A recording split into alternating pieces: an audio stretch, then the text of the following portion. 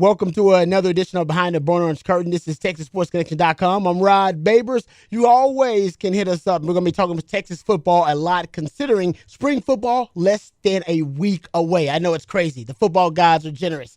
This is what we'll be talking about, basically. All of spring football.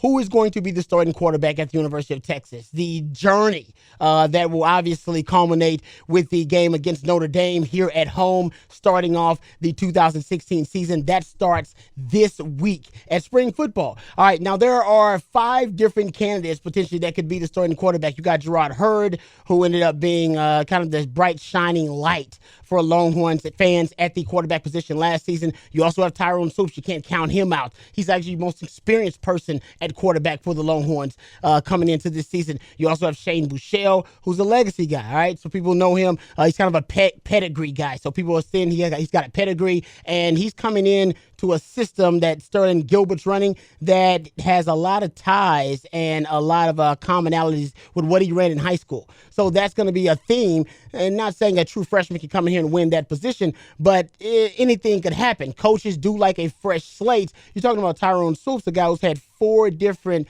offensive coordinators. I believe Gerard Hurd's already had 2 different offensive coordinators. You know, the truth is they have to unlearn a lot of different things that they were taught by previous offensive coordinators. Maybe Sterling Gilbert doesn't favor the same things those other offensive coordinators favored. It's a very complicated situation that they'll have to sort through.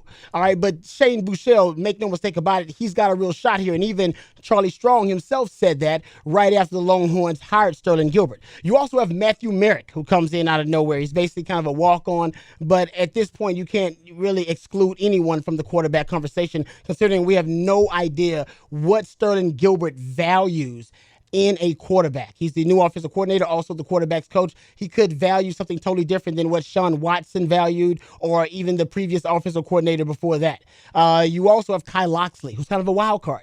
He's also a coach's son. His father is Mike Locksley, who was the interim coach, head coach for Maryland, who is now with Alabama, on their staff at Alabama. Either way, that doesn't make sense, but it doesn't really matter because coaches like coaches' sons. And Sterling Gilbert, he may like a coach's son. And Kyle Locksley may have something that he actually favors or something that he likes.